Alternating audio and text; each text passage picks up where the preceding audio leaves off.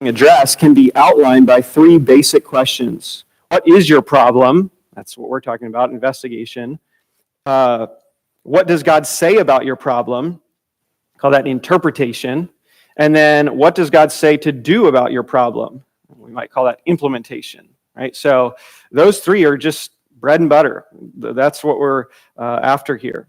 And so we want to look at primarily investigation. We might get a little bit into interpretation as well, but we really want to hone in on investigation, data gathering. We said in those early meetings, or especially in a first meeting with someone that you're not exactly sure what's going on, the two main things you want to do is just gather lots of information. You're going to be doing a lot of listening rather than a lot of talking, and then giving lots of hope. So that's very important.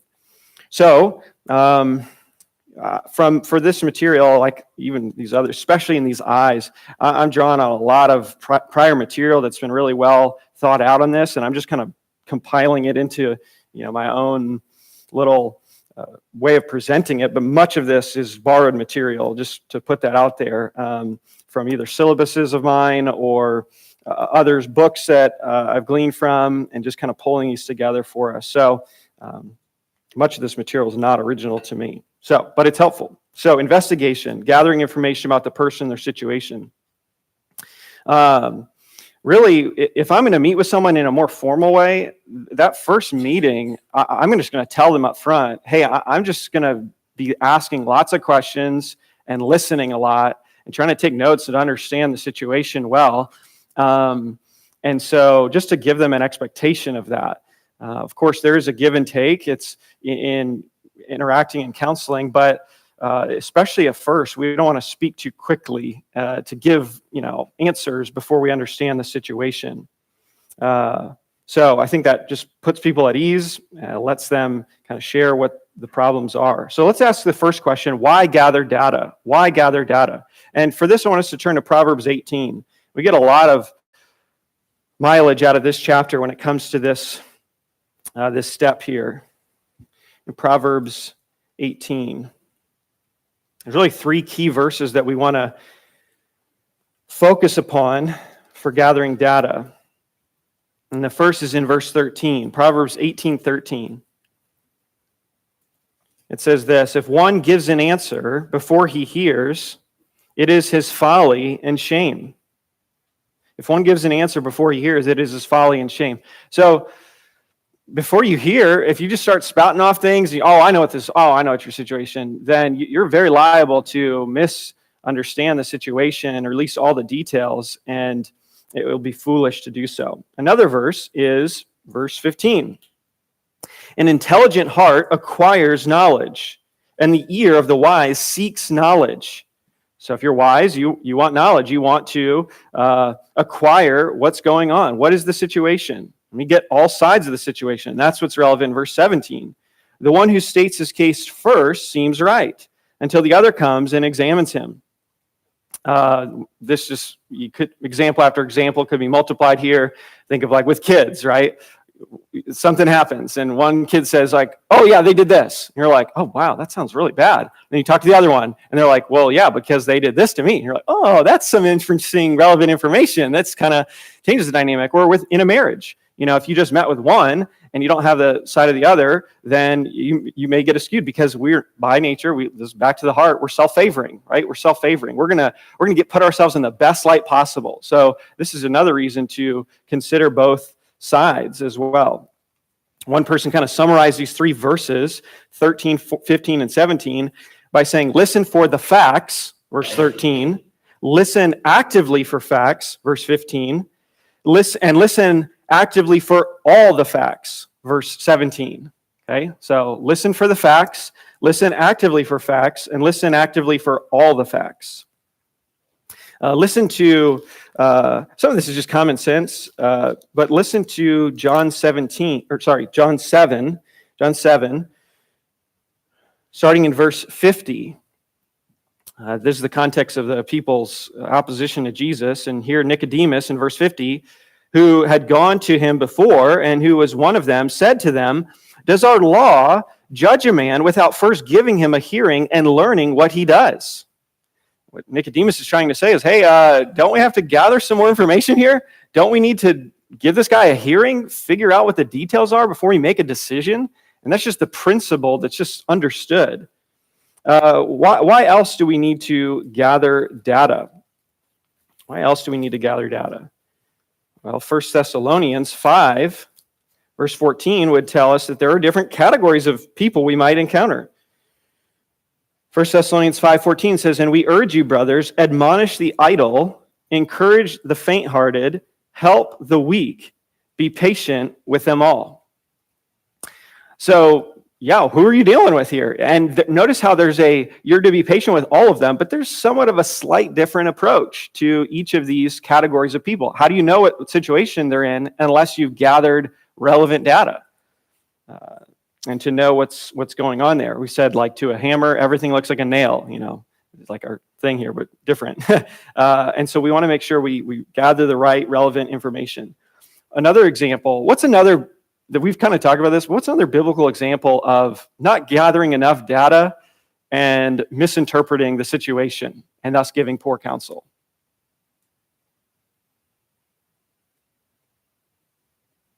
Like really big, whole book of the Bible, mostly devoted to this. Early book of the Bible. Job, yeah, right? So you've got his friends who come to him and they sit with him for 7 days, but they're not asking any questions. They're silent. And some kind of say like that was their best move when they said nothing to Job.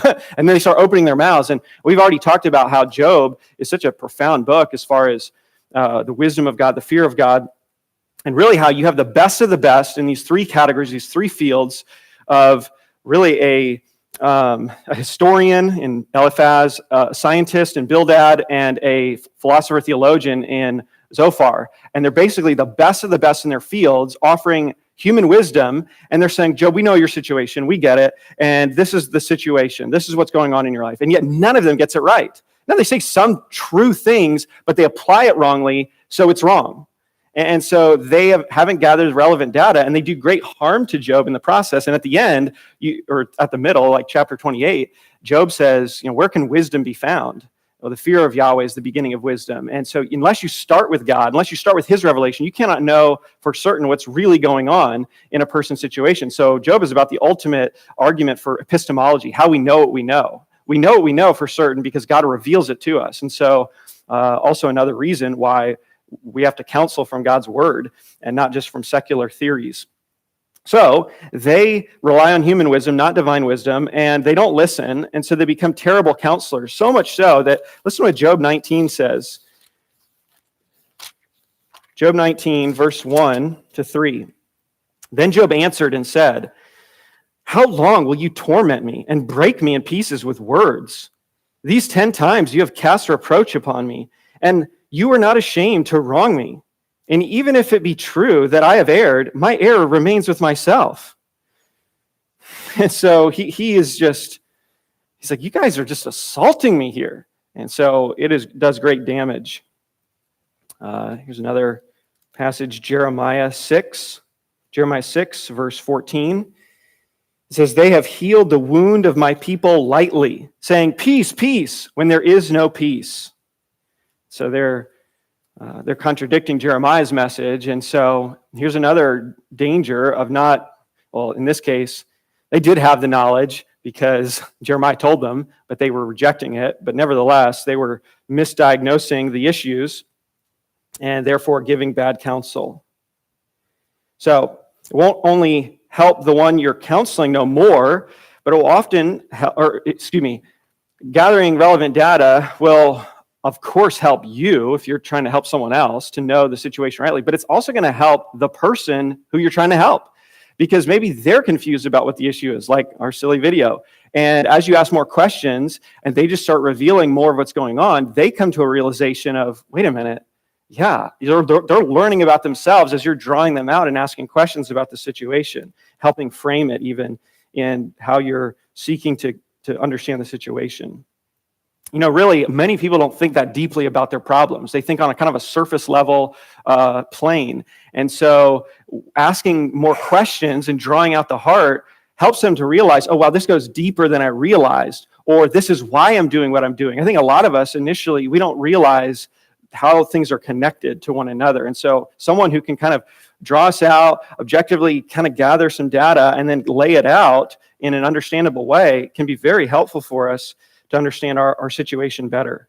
It also helps us to know what approach we should take with a person. We said this already in 1 Thessalonians 5, but also think about Jesus' interaction with Nicodemus in John 3 compared to his interaction with the woman at the well of Samaria in chapter 4. There's like a different tact that he has, and he's just kind of hearing them, asking them questions, and then he approaches them in slightly different ways, ultimately with the purpose of helping. So, why gather data? Why gather data? Well, we want to follow the principles of Proverbs. We want to know who we're dealing with. We want to not offer hurtful counsel, but helpful counsel, and know who we're dealing with.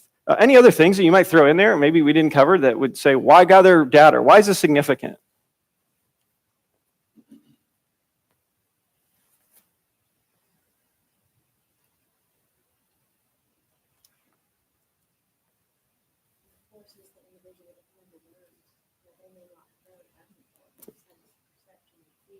Yeah.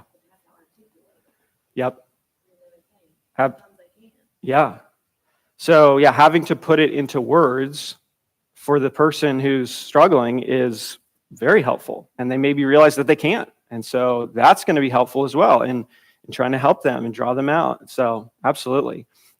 Things seem, I know this as a public speaker, it's like I'm like, oh yeah, this is really clear in my head. And then you start to talk and you're like, this is not clear. The problem is not with them though, it's with me, There's like a saying that says, what is it? Fog in the pulpit, mist in the pew, or something like that, So yeah, lots of benefit in gathering good data. Let's move on as well to what data should be gathered. Okay, let's say you're convinced. Okay, we got to gather good data. What do we gather? What are we asking for here?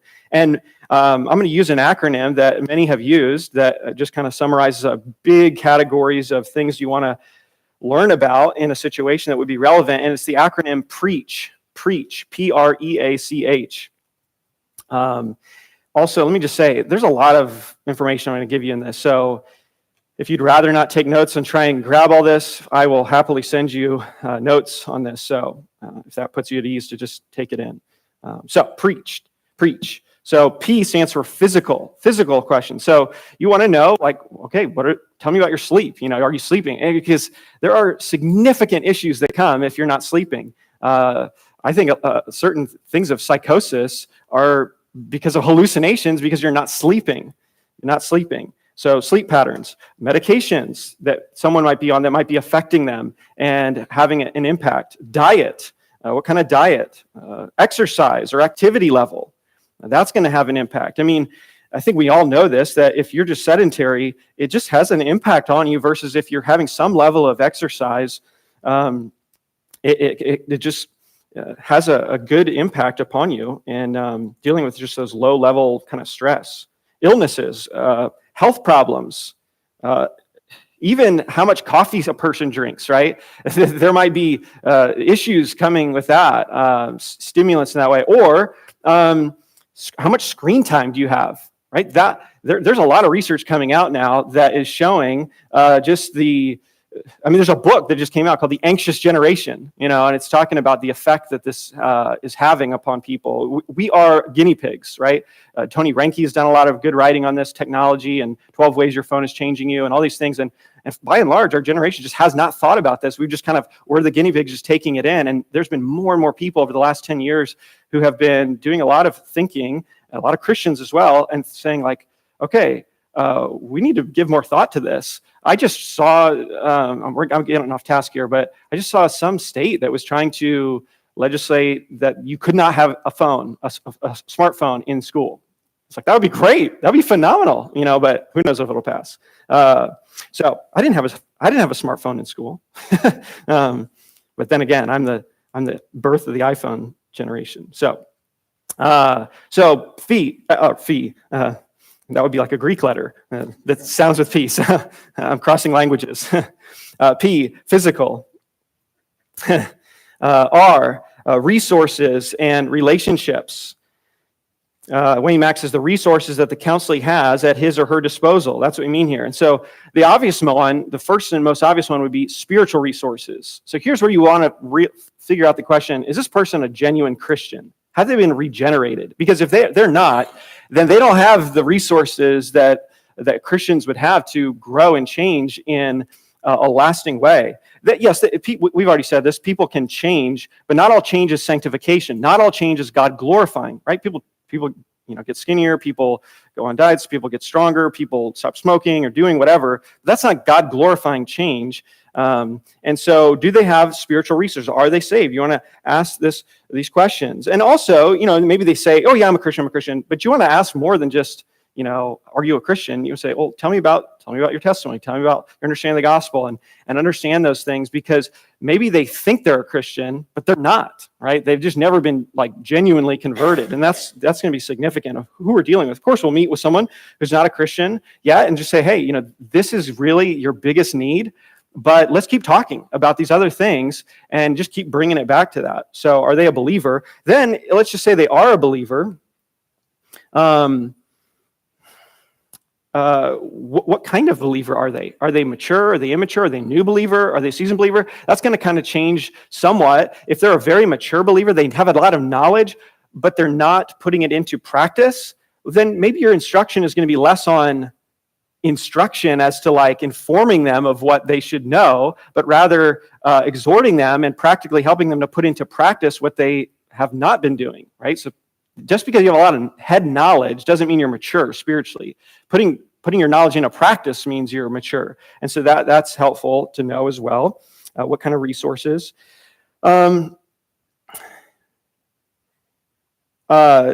think other resources to consider as well beyond their spiritual condition and spiritual maturity is things like resources like their job situation, their church situation, what kind of resources they have there, their relationships, just what kind of help do they have for this problem, or hindrances to change in their lives related to relationships. People are making it difficult for them to grow and change. Their job situation, the intellectual resources, where are they at? Don't overwhelm someone. We're gonna get to the homework stage later, but don't overwhelm someone who may not be able to handle the kind of stuff you're giving them. Just meet them where they're at. So assess that as you're talking to them. Social resources. So resources and relationships. E is emotions or feelings. Emotions are like a smoke detector. They kind of reveal what's going on. It's almost like the overflow of the heart. You see how people are responding. Are they feelings oriented in their decisions, or how are they processing things? And those are going to be not definitive, but they're going to certainly inform you. You would be remiss to disregard their emotions. And so we want to discern kind of how are they responding to this in that way. And then A is actions, their behavior. You want to consider sins of commission, sins of omission. What are they doing that they ought not to be doing, or what are they failing to do that God has responsibilities for them? So that's something you want to consider, where they're not fulfilling biblical responsibilities as well. So those are their actions. C refers to conceptual, or in other words, their thinking, how they're conceiving things. What are their goals? What are their values, their desires, their motives, their beliefs? That's going to play massively into their feelings as well as their actions. And then H stands for historical, which means just their past, their present, good and bad things in their past context, things in their present context that are influencing, maybe failures, school or job problems, relationships, patterns in their life. We don't want to fall off on either end of the spectrum. Of course, you think about caricatures of secular models of psychology, which are all about the past, and even so much so that they can at times almost make people have memories that they've never had before, that never actually happened, because with the way they go about questioning, they're trying to make it seem like something happened to them in their past, because that's the presupposition they have. And so they're a little too focused on how determinative the past is. But we ought to realize that people are shaped by their past, and we're not there's a helpful principle, the sins of the fathers, right? So sometimes people think genetically that I'm an alcoholic because my family was, alcoholics, and they think it's genetic, but it's probably more so that it's related to patterns of behavior that they've witnessed over time, and they've seen that, and so they practice that as well. And so that's helpful to know certain things about people's past and how that's influenced, how it shaped their beliefs and their responses. You want to see habitual patterns of like, how do they respond to a stressful circumstance? What are their habitual responses? And that's going to help you learn how do they need to be rehabituated to respond differently when those things happen. Habits are great because they help us function. You probably didn't think about how you're going to brush your teeth, the mechanics of it, because you've just done it. But this happens in other areas as well. You can have bad habits where you come to a situation, you respond to it, and you just have this habitual response because it's a learned pattern of behavior. And we want our godliness to be as easy as possible. We want as many good, biblical, godly habits so that godliness is easier, so to speak, because we just have practiced over time. These are the preach: physical, resources, relationships, emotions, actions, conceptual, thinking, and historical. I also like to ask, this is just a little extra, a person what they've already done about their problem. What is your problem, of course, but what have you done already? Or I like to ask it even more specific and say, where in the Bible have you found the most help for this situation? Where in God's word have you drawn the most comfort or encouragement or help or direction? And sometimes you'll find that say, well, I really haven't thought about that. Okay, that's information. You're just, great. Okay, we'll keep talking about that. Maybe God will use more in his word to show you how relevant it is. So, and I also like to ask them, how do you think I can help you with this problem? That's going to reveal a lot about what their expectations are. And I like to remind people, maybe not on the first time, but that meeting with someone is not magic hour. It's not magic hour. It's not like, come talk to me and I'll fix your problems. It's actually, we're trying to help them interpret their problems biblically and know what God would have them to do. What really produces change is as they depend on the Spirit and put into practice what they're learning. So if they do nothing through the week, really there's no expectation that they would change or do anything different. If they just meet with someone for an hour once a week or whatever, however often, that's not what's going to change them. It is them putting into practice, and that's what maturity is. It's not just, let me fill your head with more knowledge. That's not maturity. It's, let me help you implement what you have learned, or maybe you need to learn it, and then see that worked out in your life. So that's part of what data should be gathered in a big picture. Any questions about that? I have more on what kind of data should be gathered. Just a few other things, but come up for air for a second. Maggie, do you have any more water in that cup next to you? Okay, let me have some of that while people think. Thank you.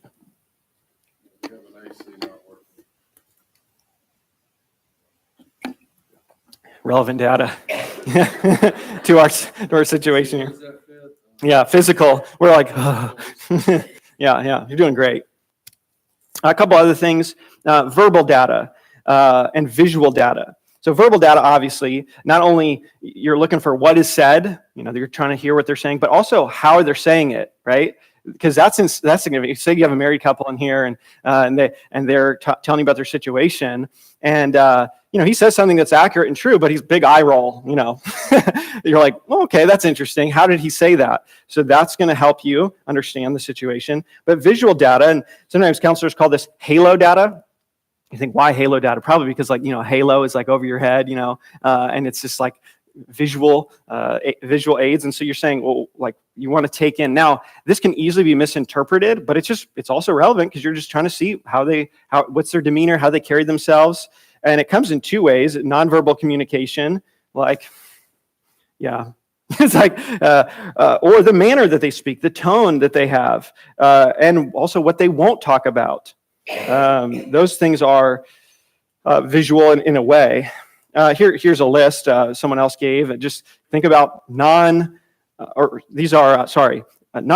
but visual data that you could gather, right? A clammy handshake, alcohol in the breath, little or no eye contact, teary-eyed, facial expressions and body language that show anger, indifference, sadness, sleepy, embarrassment, tension, nervousness, evasive, frequent nervous laughter, fidgeting and shifting, finger tapping. I do that a lot, but trust me. Oh, Feedback. All right. Nail biting, hand wringing. I was like, who's talking to me? That sounds like me. Quivering, shaky voice, speaking in loud or low tones, or being talkative, reticent or reluctant to talk, sarcasm, clothing or general appearance, posture. I mean, now, these are relevant, but just be careful. You can misinterpret these. And here's a good example. Or can you think of a good example in the Old Testament, book of Samuel, I'm really helping you out here, where someone's nonverbals were misinterpreted by someone?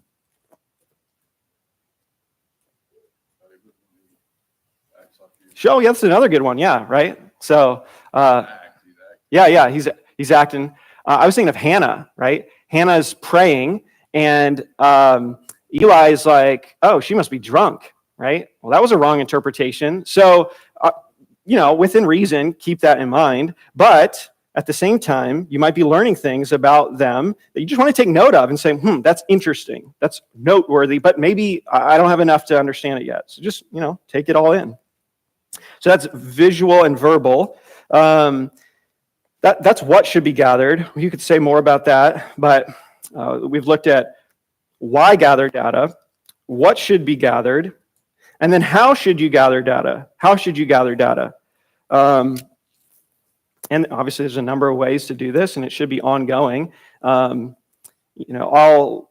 often use if I'm in a meeting with someone that I don't really know them well, and what their situation really is, then I will give them. Counselors often call this a PDI, a personal data inventory, and so to say, asking a barrage of questions that just kind of help speed the process up. So the whole first time meeting with them is not spent asking those questions. They can easily just fill it out, almost like at a doctor's office where you would, fill out things and the doctor can look at it real quick and go, okay, and they're going to follow up on certain things. Go, oh, you said this, tell me more about that. That's just helpful to speed up the process. So I've often used that, and it's helpful at kind of speeding up the process. But within that, here's just some big categories.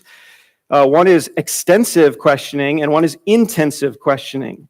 So I'm going to give you a gun illustration so you can helpfully remember this. So extensive questioning is like a shotgun approach. It's a scatter approach. That's what you're doing. You're kind of moving across the surface, asking a little about a lot. So you're just kind of general categories. You're just kind of asking a little about a lot over questions about faith. Tell me about, you're a Christian, tell me about your walk with the Lord, your marriage, family, job, health, history, problems, finances. These are just kind of, just surface level, kind of extensive, but overall a broad category of areas. That's extensive questioning, like a shotgun. Then there's intensive questioning, which is more like a rifle. It's a single focus, a single point. And here you kind of hone in on one area, and you move more slowly over a particular area. You're just asking a lot about a little. So the first is asking a little about a lot. The other is asking a lot about a little. So you're like, oh, let's focus in on this. Tell me more about that. And just question, because you want to know more. That seems to be what Jesus starts to do with the Samaritan woman in John 4, right? He kind of realizes what some of her issue is. And so he just starts asking her about her relationships and about her marriage. Oh, tell me more. And it's just revealing, exposing her. And she's getting a little maybe evasive in that as well. But so this is intensive questioning. At this point, it's good to ask lots of follow-up questions. This often, 3 or 4 questions deep is where you really produce the most fruitful data. First question, maybe kind of get in the door on the front porch, and then you just kind of keep asking questions, and that's going to help them too to think more deeply about their situation. Proverbs chapter 20, verse 5 says this. Proverbs 20, verse 5.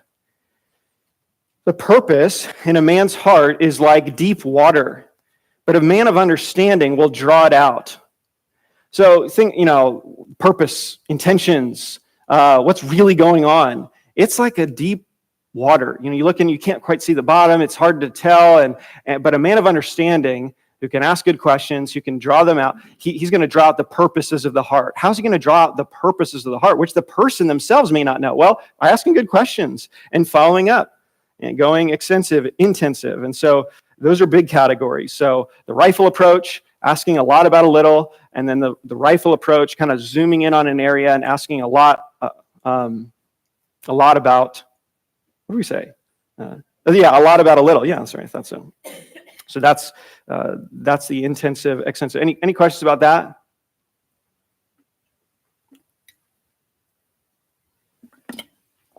All right. A few more points here related to how to gather data. And I got a number of R's here. So number one, ask reflective questions. Ask reflective questions. What do I mean? Ask open-ended questions, not closed questions. What do we mean by that? What is a closed-ended question? It's like a yes or no. Yeah, it's a yes or no question. And you're not going to derive a lot from that. You'll learn some information, so don't rule those out, but it's not going to tell you much depth. It's just factual. It's just like, have you done this? Yes. Have you done that? No.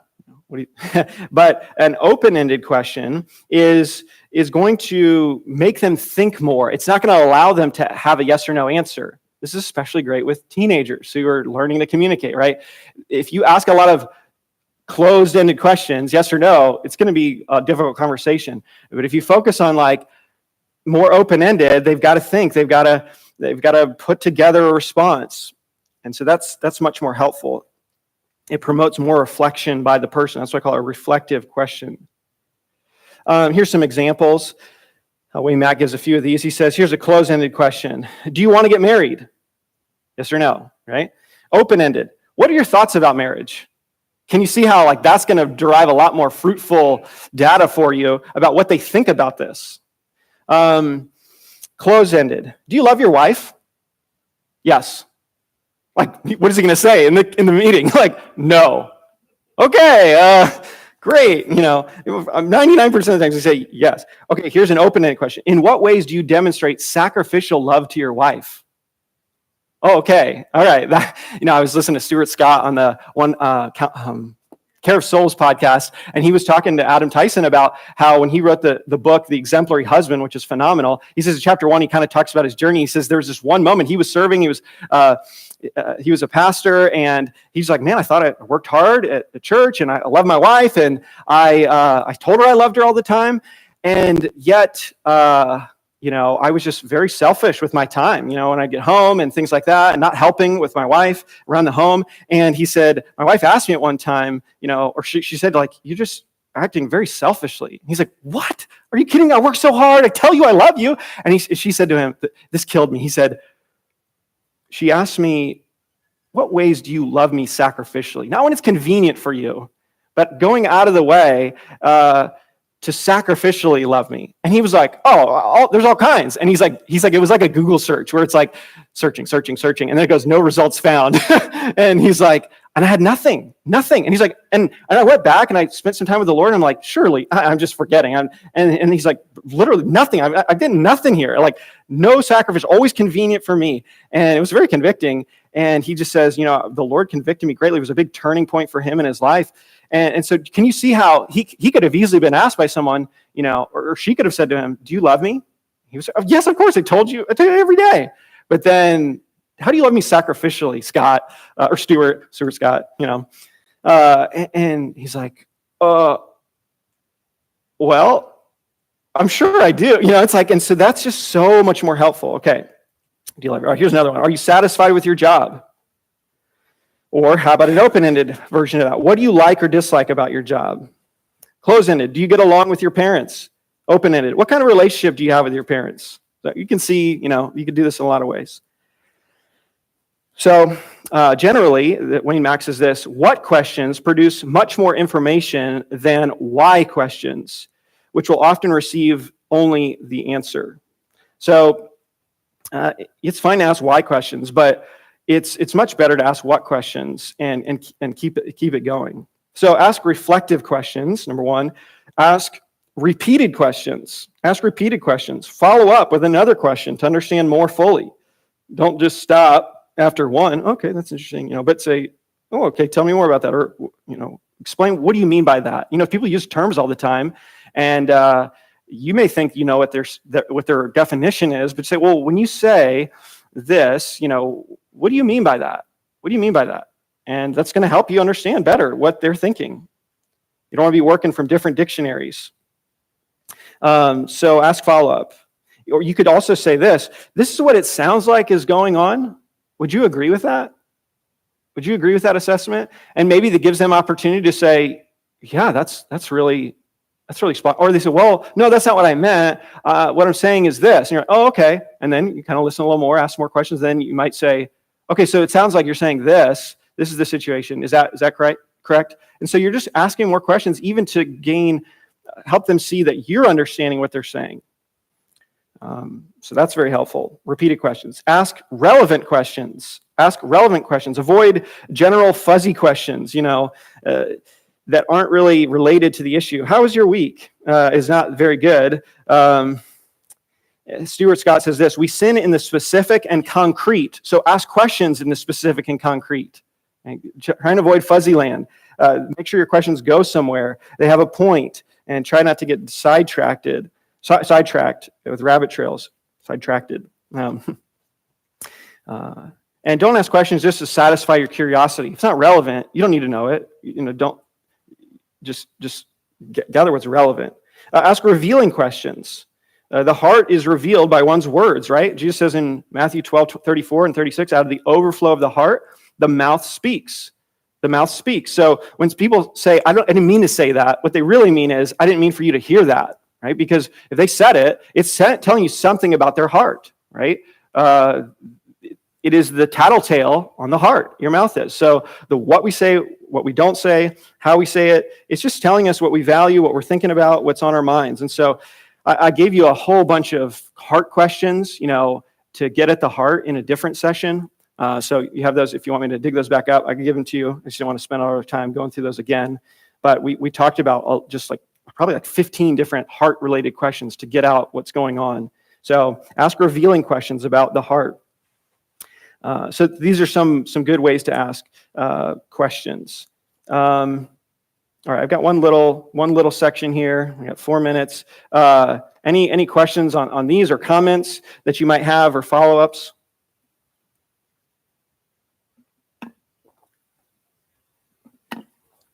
She was getting to me too. All right, I'm assuming that me asking that question and receiving a no response is indication that it's tracking. Here's just a few other things. What to listen for as you ask questions. What should you be listening for? Listen for repetition. Keep talking about the same thing or saying things in the same way. Listen for exaggeration of certain things, or just kind of blowing things up out of proportion. Lying is a form of lying. Look for evasiveness. They're not giving clear answers. They kind of keep avoiding a certain topic. That's going to tell you something. We don't know what, but you just want to pay attention to that. Listen for hopelessness. Hopelessness. We talked about giving hope last time, but listen for that in the way they talk about it. And here's a key thing. When they describe their problem to you, do they mention God at all in the problem? If they can tell you about their whole situation, their problem, and not once reference God or their relationship to God or how the Lord is working or their, what they're, just anything related to that, that's a big tip off to you. And it may be helpful in the right tone to say, as I was hearing you describe your problem, I didn't hear you talk about God at all. Where is God in your situation? How are you thinking about that? And just to kind of give them another opportunity to think about that. And you're like, yeah, you're right. And then you might gently just point out, it's like, hey, maybe that's a good starting point for us here. If you're just kind of struggling and you're not really bringing God into the picture and how this relates, maybe there's some level of hopelessness there. But I want to re-infuse God into the situation and help you to see that. So does that sound like something reasonable? And they're like, yeah, of course, so we want to listen for that hopelessness. Listen for what is not said. Maybe you're like, something's missing here. Why? Listen for defensiveness. And why are they defensive? Listen for blame shifting. Think Genesis chapter 3 in the garden and just, oh yeah, it's the wife you gave me. Oh, it's the serpent, listen for that. Listen for victim mentality kind of language. Listen for calling sin sickness, if that's relevant. Rabbit trails they're going off on. Listen for things like, oh, I can't do that. It might mean that they mean, I don't want to do that, right? If they are truly able to do what, you're saying God's word would say, then Maybe they're saying, I don't want to do this because it's hard. It's too hard. And so you want to help them and encourage them along in that way. Listen for judging motives. Judging motives. This is a huge thing where we just assume we know what's going on in someone else's heart, and we don't know. We're looking at behavior, but we don't know motives. Paul warns against judging motives in 1 Corinthians 4:5, how we ought not to do this. This is difficult not to, but he says, therefore, do not pronounce judgment before the time, before the Lord comes, who will bring to light the things hidden in darkness and will disclose the purposes of the heart. And each one will receive his commendation from God. So got to be careful there about judging motives. Listen for whether they're willing to accept responsibility for their part of it. People come in, they're like, oh, it's all their issue. But someone said one time, God holds you 100% responsible for whatever percent of the problem is yours. So focus on that and not their part, right? So what part of this can I own and just lean 100% into instead of just putting it all on them? And then here's just some listening habits to avoid. Don't interrupt, right? Don't jump to conclusions. Remember, this is data gathering. You're trying to just listen and gather, and you're going to think about it more afterward. Don't let your mind wander. Don't do distracting things while they're talking. We could list a lot of those. Don't allow the person to waste time. If they're just kind of talking about whatever, like, hey, if they do it once, you're like, okay, you redirect it to the question. If they keep doing it, just like, hey, we just really want to maximize our time here. I'm happy to talk in another context, but we really want to focus on the problem here. And so let's just try and keep focused here on this and different ways to redirect them. Don't hesitate to ask if you don't understand. Hey, let me stop you right there. What do you mean by that? I'm having a hard time following you here. And then good to summarize what they're saying to avoid misunderstanding. So wait to give too much feedback until you can think through the issues. Maybe in the first time, especially that you meet with them, you say, hey, I think we've done a lot of good here, just understanding the situation. Give me some time to process this and think about what would be relevant. And then you just give them hope, right? You say, let me kind of come up with a method here. I really want to just start to give a lot of stuff that's really pointed. Of course, there's always something that you can give as something that's hope-giving, but just say, hey, we want to really get this right. And I think people understand that. That's like, let's think about this, pray about this, and try and put together a plan that would be most helpful for you. And of course, you don't stop gathering after one time. You're constantly gathering data, so you're constantly listening. Even if you know other people who know them, maybe you learn stuff from them. You listen to how they pray. And you say, hey, why don't you pray? So you're learning, like, how do they think about prayer? How do they think about God? How do they, how are they processing their problem in prayer? Observing them outside just a focused meeting time. And then maybe you give them some more homework that says, like, hey, I want you to do this, and it's going to help reveal some more questions about a particular area, and then you can talk over that. So those are some of the main things here. And next time we'll look at you got all this mountain of data. Now what do you do with it? What do you do with it? How do you kind of put that into a helpful way for you and for them? So we've looked at why gather data, what data should be gathered, and then how data should be gathered. Okay, there we go. Any questions about that? Does that make sense? Is that clear? Hopefully that's helpful. It's a lot, but like I said, if you want some of these notes, I'm happy to give them to you or point you to other resources. And of course, you don't have to remember all these things. I think it's just like a skill you grow at. And so just pick one of these, even if you just say, like, what, this month, just in my general relationships, I want to get better at open-ended questions. And so maybe you think, like, before I come to church, I want to talk to this person. And I've kind of got shut down, so I'm just going to think of 3 open-ended questions that I can ask them beforehand, and then as I talk to them, I'm just kind of like bring them out. They're like, hey, and then let's let them talk. Okay, and so maybe that's something you focus on, and we just grow in all these areas. So, all right, Lord, let me pray. Lord, thank you for even just the example of Christ and of you, Lord, even in the garden, drawing out Adam and Eve, asking them questions to reveal their hearts for themselves, and throughout Scripture doing that. And even Jesus modeling that for us, and Paul, and Lord, we want to be better in this so that we can give a better interpretation and real lasting help and change. So help us in this way to be patient listeners, to gather all the data, and both in formal context and in informal with our spouses, with our children, and just with coworkers, just to make sure we don't jump too quickly to conclusions that may not be accurate. We pray these things in Jesus' name. Amen. All right.